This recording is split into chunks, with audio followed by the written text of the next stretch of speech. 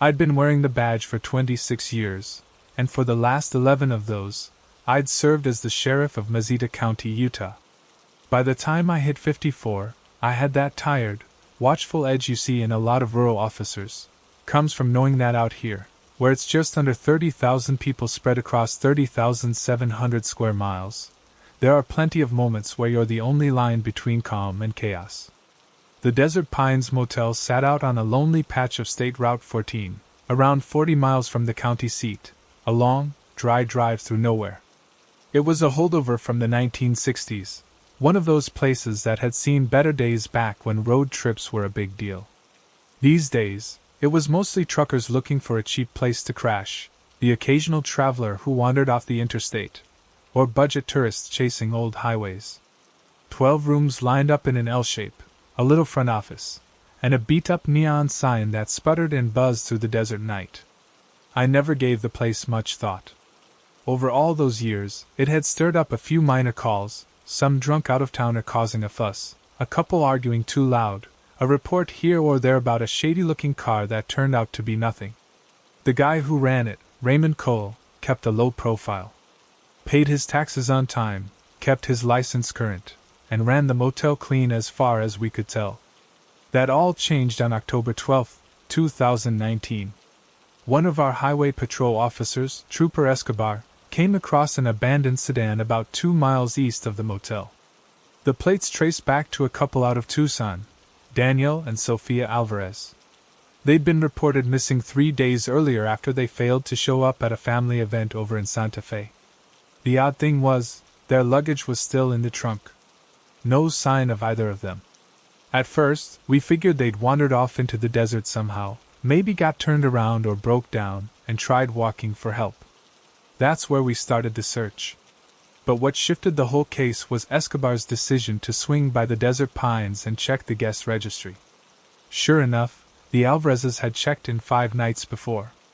Gillis confirmed it without hesitation. Said they'd only stayed 1 night and left early the next morning. They seemed like they were in a rush. He told me when I went to talk with him. Paid in cash, took off before breakfast.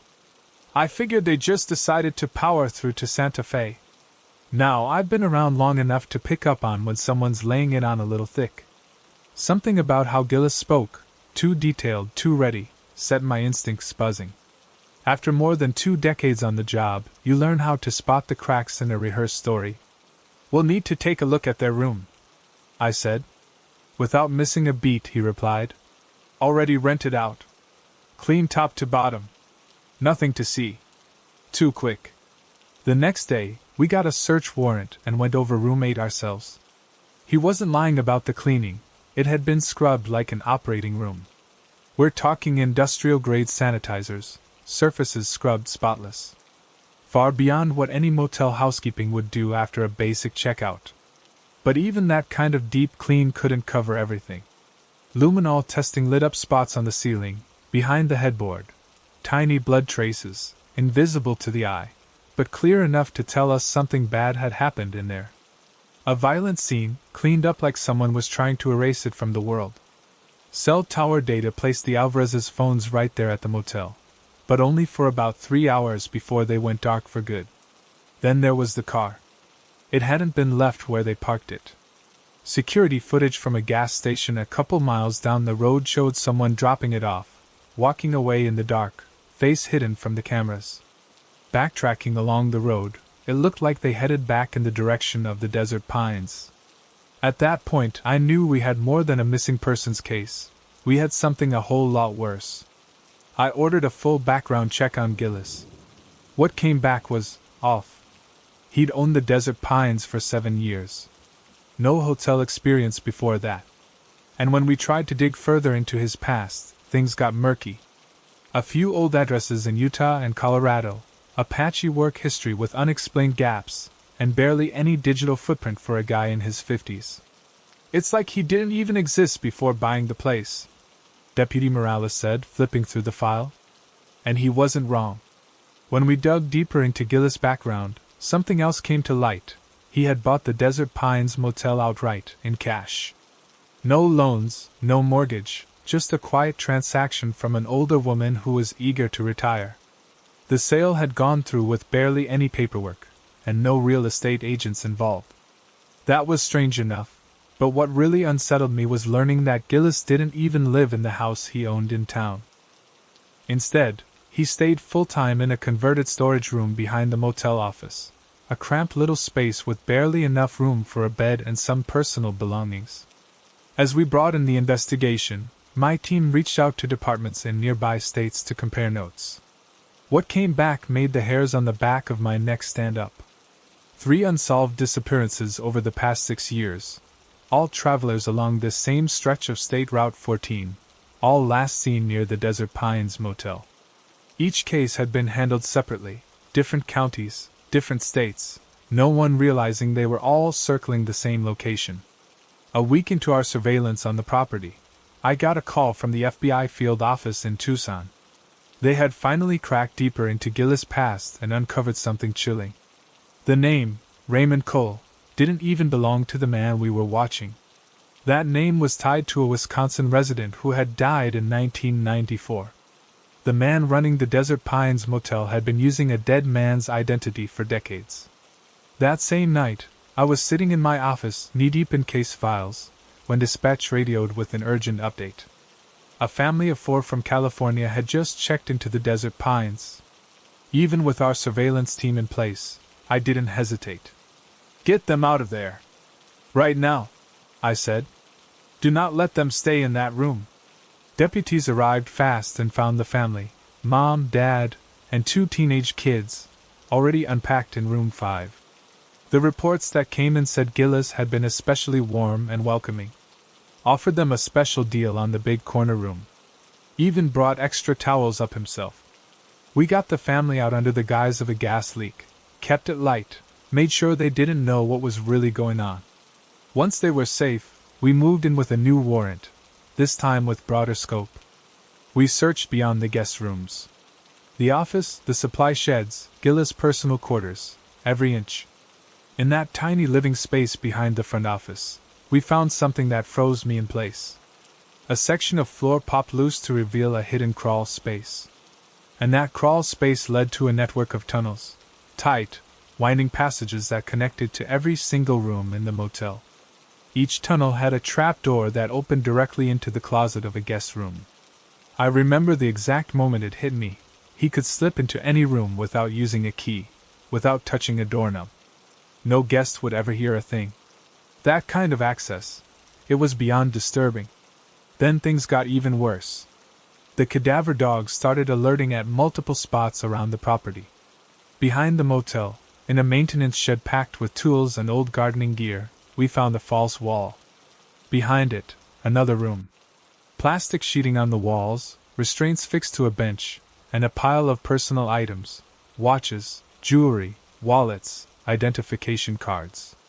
We counted at least 11 different sets, spanning 6 years. But the worst discovery was the journal. A thick, meticulously kept notebook detailing each victim. He had written about their habits, conversations he'd overheard through the walls, and his evaluations of their routines and belongings. It wasn't emotional or unhinged, it was clinical. Detached. He wrote like he was conducting field research. Notes on which rooms were quieter, which guests were lighter sleepers and needed special handling. He selected people carefully, solo travelers, folks passing through, people who wouldn't be missed for days. He watched them, listened, waited until he knew their patterns, and then entered their rooms in the dead of night. By then, whoever he really was, because we still didn't know his true name, had vanished. Our surveillance team had lost track of him during a shift change the night before. A nationwide manhunt went out fast, but I had a bad feeling. This wasn't the first time this man had disappeared. He clearly knew how to vanish and start over.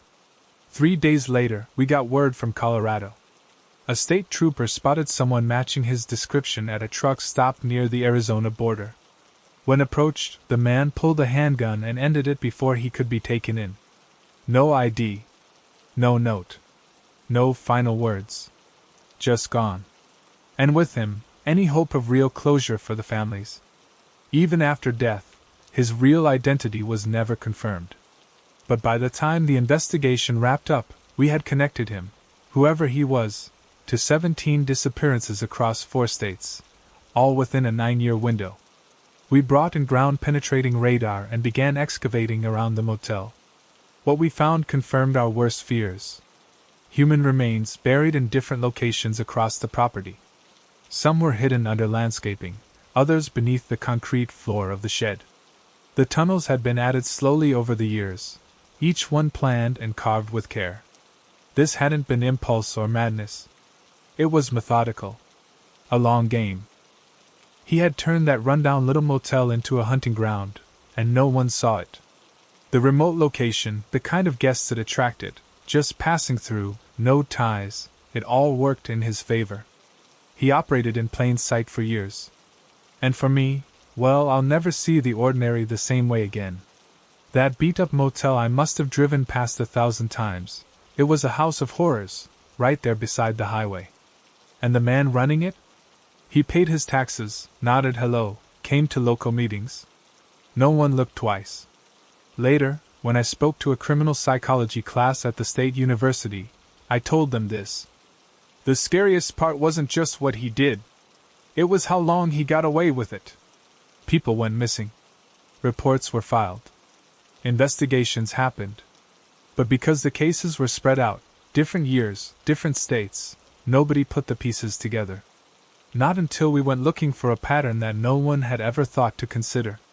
In the years after that case wrapped up, I spent my time working alongside federal agencies, helping to build a nationwide alert system meant to spot disappearances along major highway routes. Something designed to catch patterns that might get overlooked when cases are handled separately.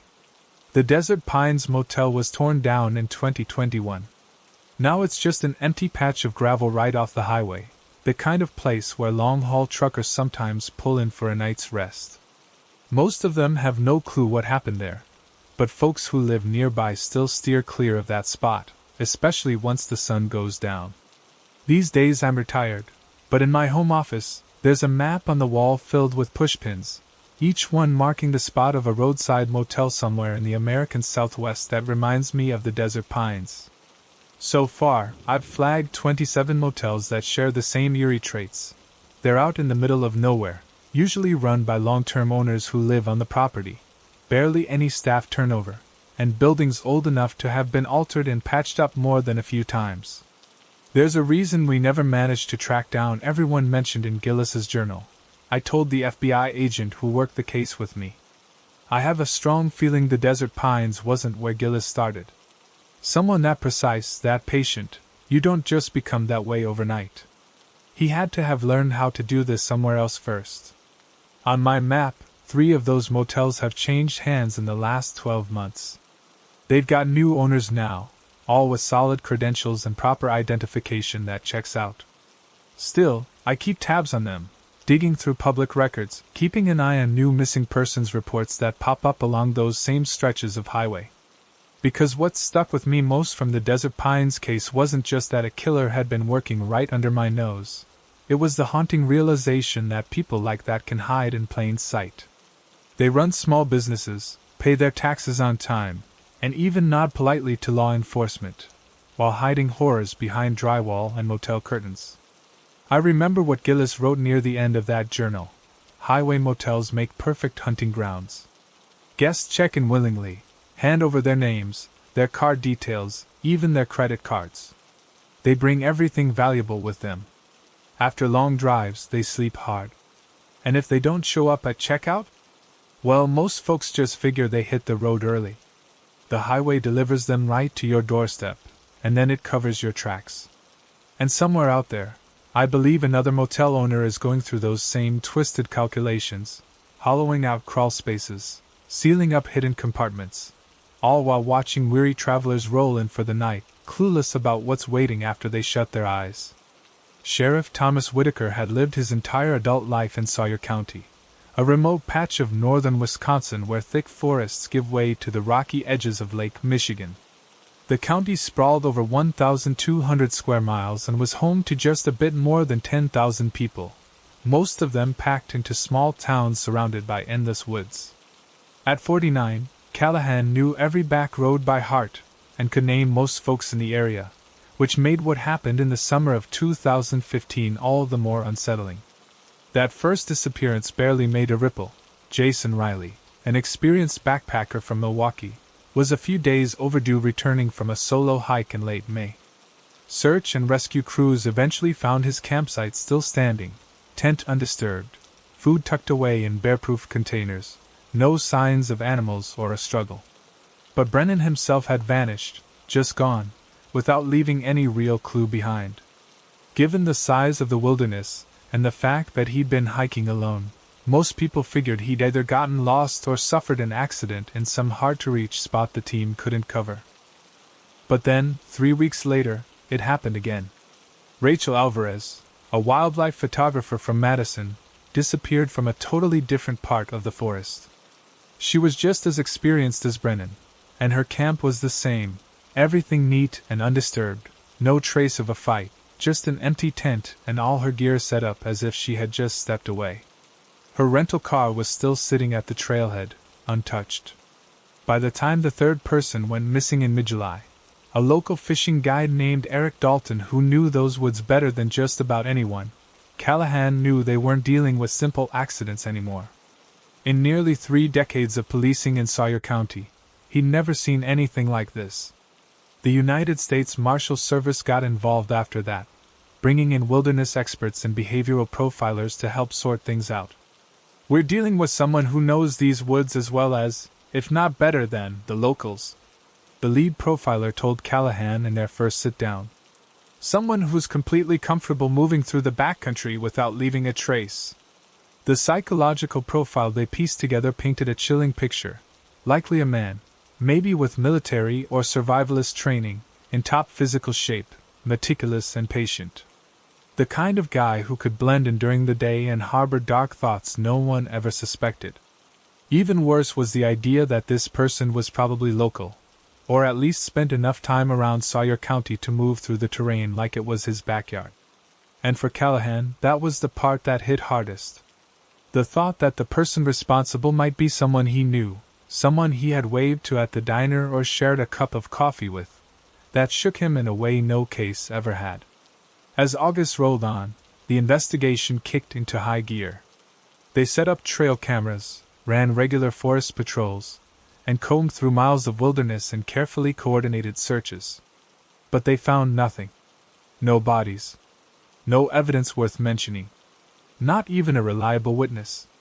The only thing they did find, over and over again, was the absence of evidence, each scene left so spotless, so carefully untouched. It spoke volumes about the level of planning behind it all. The first real lead in the case came out of nowhere. A hiker stumbled across something strange deep in the woods, nearly 15 miles from the closest road. It looked like a makeshift shelter, tucked beneath a pile of fallen trees and hidden under brush and moss, like someone had gone out of their way to blend it into the forest. Inside were items that seemed to belong to more than one person, things you might carry on a long trip, arranged neatly as if someone had been living there. But by the time the authorities hiked in, the whole place had been cleared out, shelter gone, personal effects taken, not a single useful piece of evidence left behind. The only thing confirming the hiker's story was some flattened vegetation where the structure had been. "He's keeping an eye on us," I remember Callahan saying to his team. "He knew we were on our way." The second break came from a direction nobody expected. Old records buried in dusty archives. United States Marshal Service researchers, digging through files for anything that resembled this case, found that between 1989 and 1994, 4 hikers had vanished under oddly similar circumstances in the same general part of the county. Each case had been looked into on its own, by different departments, years apart. No one had ever connected the dots. All 4 were still unsolved, chalked up to tragic accidents in dangerous backcountry. That discovery sent Callahan combing through county records from that time period, trying to spot patterns or links that might have slipped through the cracks. And what he uncovered stopped everyone cold. Each of those earlier disappearances had taken place during the same 2-week window every year, right when the Northwoods Wilderness Institute held its annual training camp for forest guides. The program brought in outdoor lovers from all across the Great Lakes region, offering a crash course in survival, tracking, and backcountry navigation.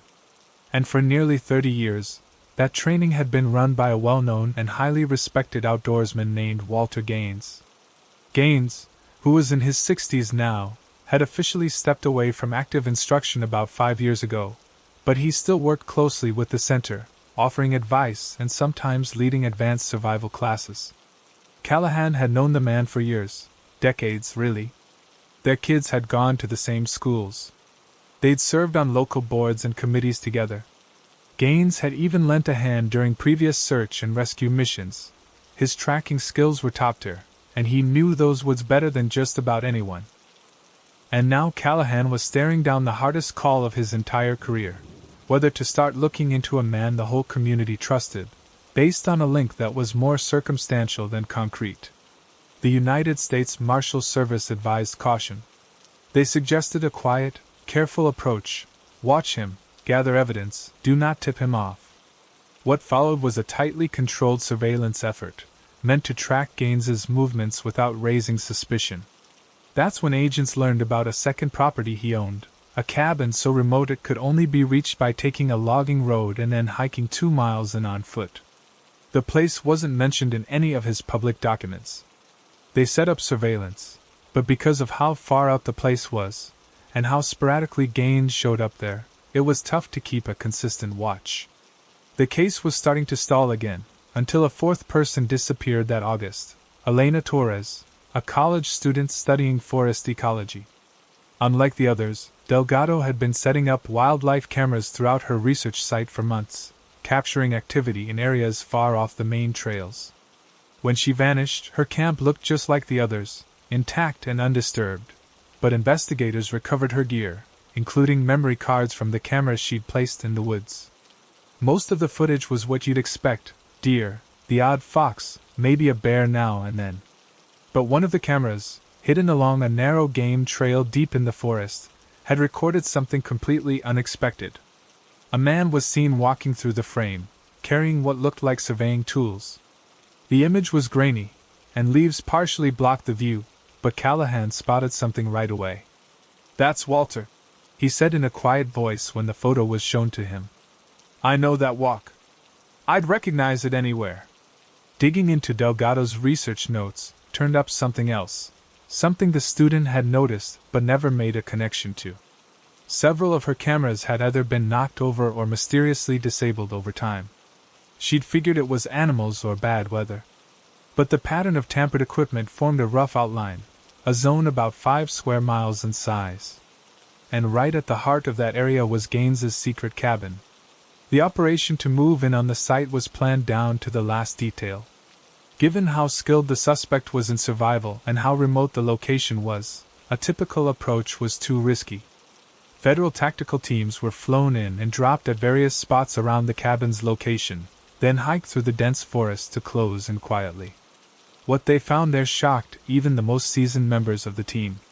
Hidden beneath a false floor in an old shed on the property was a cache of personal belongings tied to all 7 people who'd gone missing recently, every item carefully preserved and sorted. But the horror didn't stop there. There were older items too: driver's licenses, pocket watches, journals, cameras, collected and labeled with dates and coordinates, some of them decades old. That cabin didn't hold evidence of 7 victims. It hinted at dozens, maybe more, spanning back 30 years. Gaines wasn't at the cabin when the team arrived. Instead, they found a handwritten journal where he described being deep in the northern forest, part of what he called a long-term wilderness immersion experiment. It took 3 more days of relentless searching to finally locate him. They found him camped out nearly 20 miles from the nearest road, living rough and completely off the grid. When they approached, he didn't try to run or fight. In fact, he barely seemed surprised. "I figured you'd catch on eventually," he told Callahan as they placed him in cuffs. "Took you longer than I thought." What came out during questioning was the kind of thing that chills your bones. Gaines saw himself as a kind of teacher, or judge, acting on some twisted belief that most people who claimed to love the wilderness didn't really understand it. He spoke about his victims like they were students who had failed a test they never knew they were taking. When they finally got Gaines talking, he explained his crimes with a kind of calm that made your skin crawl. He said it all started as a way to test whether people really had the survival instincts they claimed to. They never saw me coming, he told the investigators. These so-called experienced hikers, none of them could even tell they were being followed. He believed they didn't deserve to be out there in the wilderness. The most disturbing part was the way he described choosing his targets. Sometimes he'd watch them for days, tracking their routines, judging their behavior, testing how alert they were to their surroundings. If he decided they came up short, if they didn't measure up to his twisted idea of who belonged in the wild, they became his next victim. With a background in the military and advanced training in survival tactics, plus decades of roaming those forests, Gaines had become like a ghost in the trees, completely undetectable. The psychologists who evaluated him said he showed signs of a severe personality disorder.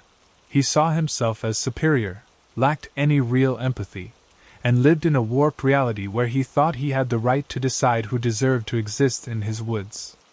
What made him especially dangerous was how well he kept everything compartmentalized. He was a respected member of the community, played the part perfectly, all while living a secret life of horror in those same woods. As investigators dug deeper, they uncovered something far worse. Gaines had left behind detailed notes, pages from his journals that led search teams to what he called his research sites. They were remote patches of land where he had left the remains of his victims, placing the bodies in ways that encouraged quick decomposition and animal activity. That meant that even when the occasional bone was found over the years, it was just assumed to be from hikers who had died by accident or natural causes. For Sheriff Callahan, the weight of the betrayal cut deep.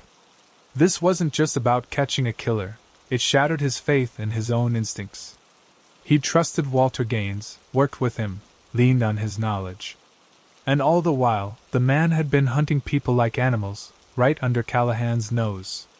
The hardest thing, Callahan later told a journalist working on a piece about the case, was not just knowing there was evil in our community. It was realizing how good it was at pretending to be normal. Walter hadn't been hiding in the shadows. He was front and center, serving on town boards, teaching survival classes to local kids, even joining in the searches for the very people he'd taken. After everything came to light, Callahan pushed for major changes in how wilderness cases were handled across the region. Now, agencies work more closely together, especially on missing persons in remote areas. Even though the Northwoods Wilderness Institute wasn't involved in any wrongdoing, it went through a full overhaul. They added stricter background checks and tighter oversight for every instructor. As for Gaines, he was found guilty on multiple counts of murder and sentenced to life behind bars with no chance of parole. Strangely, he stayed eerily calm through the whole thing. Word is, he told his court-assigned psychiatrist that he sees prison as just another kind of wilderness, one with its own rules for survival. Sheriff Callahan is still working in Sawyer County, still doing his job, but something in him changed for good. The forest that once felt like a place of peace and freedom now carries shadows that never quite fade. On the wall in his office, there's a topographic map of the county, peppered with small red pins. Each pin marks a spot where one of Gaines's victims was found. It's a quiet reminder that the most dangerous predators aren't always hiding in the dark. Sometimes they live right next door, wearing friendly faces, blending in with neighbors, showing up to community meetings like everyone else. The woods of Sawyer County are still popular. Hikers, campers, and nature lovers come through all the time. But now, local guides make sure to include a new part in their safety talks. Always tell someone where you're going and when you'll be back. Never head into the wild alone. Because out there, awareness isn't just about watching for bears or storms. Sometimes, the real danger is another person. That brings us to the story of Sheriff Jessica Monroe. She'd been serving Pacific County for 14 years when the Natalie Kemp case came along and turned her whole world upside down. At 41, Carson had seen her fair share of tough cases in that rural corner of Washington, nestled between thick forest land and the wide waters of Birch Lake. But nothing she'd faced before came close to what started with a simple phone call on a rainy Tuesday morning in October of 2018. The call came from Howard Grant, a retired logger who lived out on the less developed north side of the lake. He'd gone fishing early that morning and spotted something strange, clothing snagged on a tree branch below the surface, maybe 30 feet from the shoreline. When he paddled in for a better look, his stomach turned. It wasn't just clothing, it was a sleeve, with an arm still inside it. By the time Carson and her deputies reached the scene, Simmons had already marked the spot with a floating buoy. The county dive team recovered the body of a young woman. It turned out to be Natalie Kemp, 26 years old, a grad student from Olympia who had gone missing 3 weeks earlier while working on an environmental research project. She'd been collecting water samples around the lake. Right away, Carson could tell something wasn't right. The body was far too well preserved for someone who'd supposedly been in the lake for weeks. The medical examiner later confirmed her suspicion. The girl hadn't been in the water long. Whoever killed her had kept the body somewhere cold before dumping it. Even more disturbing were the marks they found on her wrists and ankles, signs she had been restrained. The cause of death was drowning, but not in Birch Lake. The water in her lungs didn't match the lake's chemical profile. She had been drowned somewhere else, and then her body was placed in the lake afterward. They kept her alive for a while, the medical examiner said in a low voice to Carson when they were alone. The damage to Natalie Kemp's body suggested she'd been held captive for at least 2 weeks before she died. As the investigation got underway, they learned she had been staying at a modest little place called the Lakeside Inn, sitting along the southern shore of Birch Lake. Witnesses saw her heading out one morning, driving a rental car loaded with gear for collecting water samples, heading north toward the more rugged, remote end of the lake. Eventually, her car turned up in a trailhead parking lot. It was locked up, completely untouched. But all of her equipment, samples, notebooks, instruments, was missing. As Sheriff Carson traced Richardson's last known steps, one detail about where the body had been found really stuck with her. It was not a spot you could just stumble across. You either had to hike a tough trail through thick forest or come in by boat. Whoever put her body there knew the lake well, understood how the water flowed, how deep it was in different places, and had chosen a location that made accidental discovery extremely unlikely. 2 months passed with barely a lead, and then another body surfaced. This time, it was a pair of kayakers who made the discovery in a hidden cove on the lake's western side. The victim was identified as Brandon Kellogg, 31 years old. He had vanished 7 months earlier. Just like Richardson, Webb had been restrained before death, drowned in water that didn't match the lake's profile, and placed in a spot only someone with intimate knowledge of the lake would know. Webb's connection to the area was less obvious. He was a freelance photographer out of Eugene, Oregon, supposedly visiting Birch Lake to snap some scenic shots for a regional travel magazine. His last known movements placed him at various lookout points and hiking trails, always alone, camera in hand. The parallels between the two cases were hard to miss. Both victims had a reason to be exploring the more isolated parts of the lake. Both worked in professions that didn't require them to check in with anyone daily, so no one noticed right away when they went missing. And both had been kept alive for some time before being drowned elsewhere and left in the lake. Realizing they had a serial case on their hands, Carson pulled together a task force, state authorities, federal analysts, and seasoned investigators. The profile that took shape was chilling.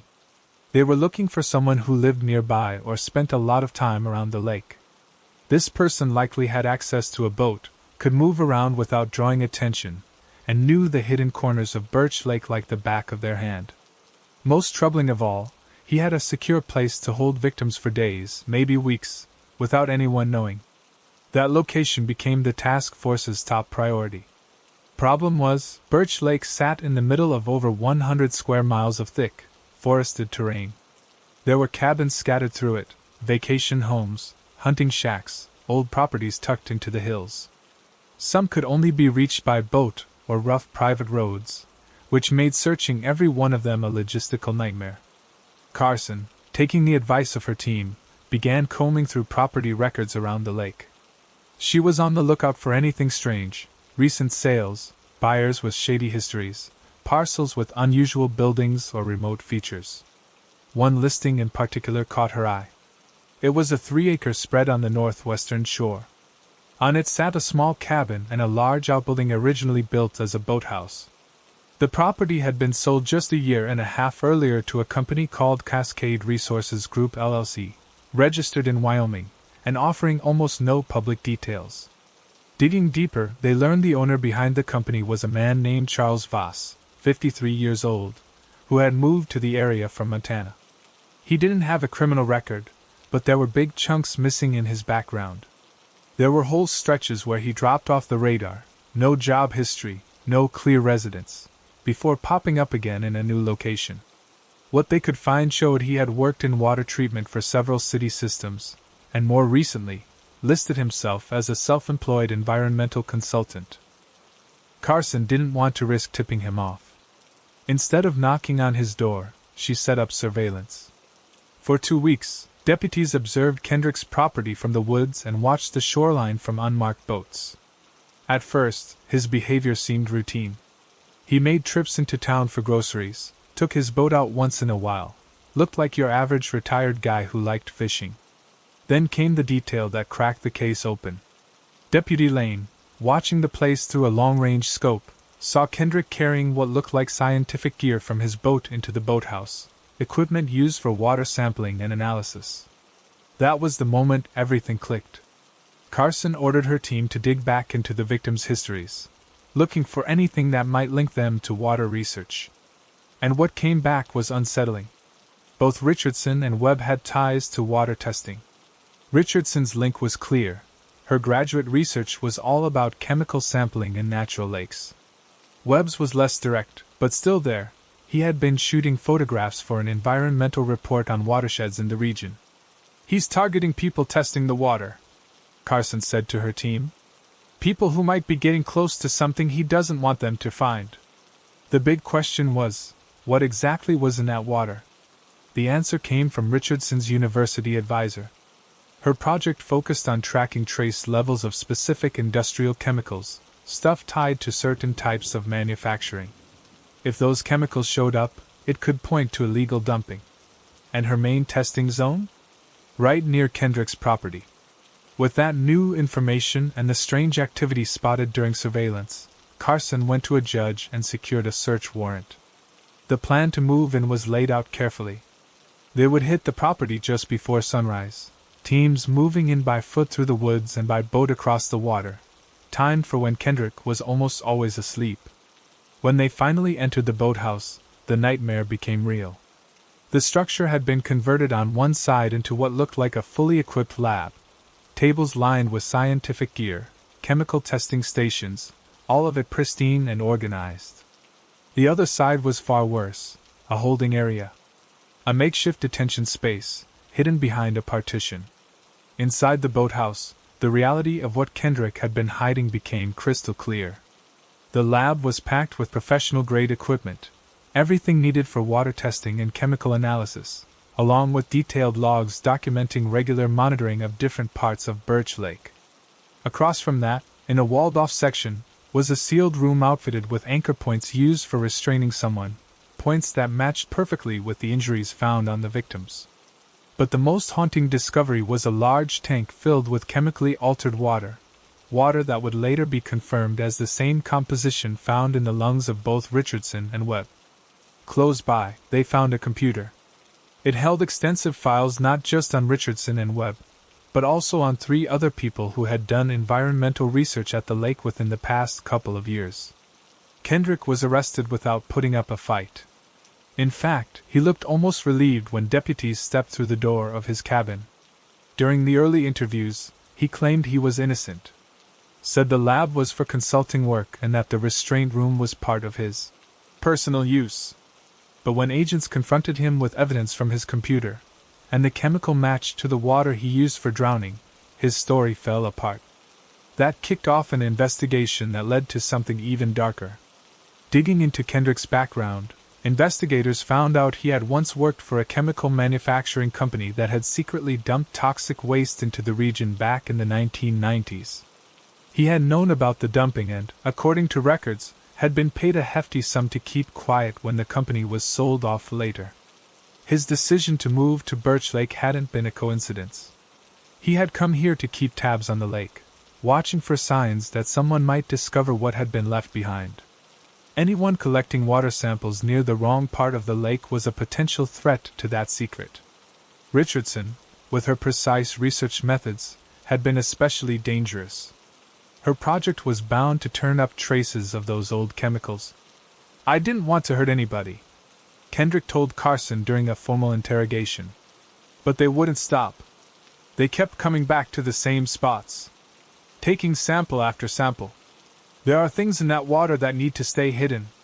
Investigators later connected Kendrick to 2 disappearances in Montana from several years earlier. Both were environmental scientists involved in water projects. Using records they pulled from Kendrick's files, authorities eventually located their remains in a remote lake not far from where Kendrick had previously lived. For Sheriff Carson, the case struck a terrifying chord. It showed how a person who looked completely ordinary could be capable of cold, calculated violence. Kendrick hadn't drawn any suspicion. He'd come off as quiet, polite, the kind of man who waved at the grocery store and showed up to town hall meetings.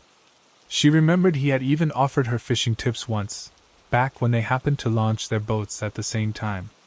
"What sticks with me the most," Carson later told a class of criminal psychology students, "isn't just what he did.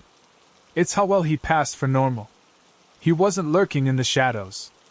He was right out in the open, chatting about conservation, playing the role of a good neighbor, while dumping his victims in the very lake he claimed to care about."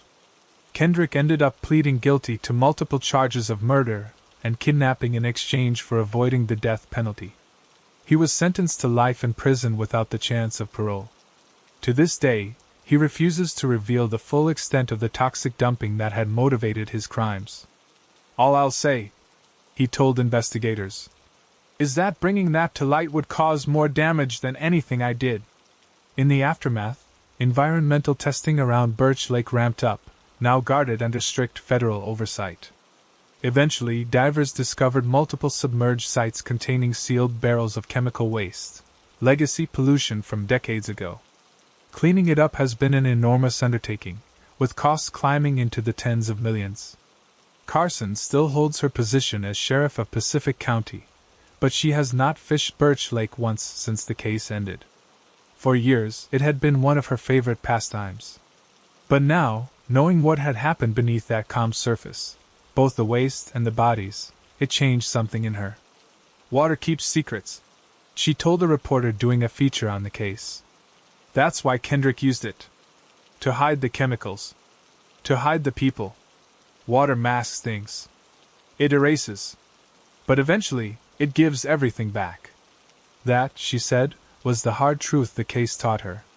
No matter how deep you bury something, no matter how carefully, it doesn't stay hidden forever.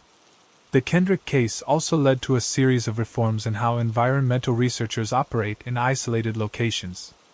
Universities introduced new protocols requiring real-time check-ins, GPS tracking, and backup support for field researchers working on sensitive topics. Students are now advised to always work in pairs and to notify local authorities of the areas where they'll be taking samples. Birch Lake still draws its usual crowd of tourists, hikers, and anglers. Most of them have no idea about the lake's hidden past.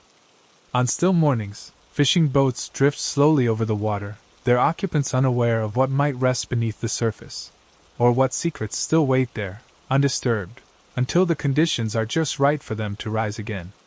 Thanks so much for watching. I can't express enough how much your support means. The likes, the comments, it all really helps the channel grow.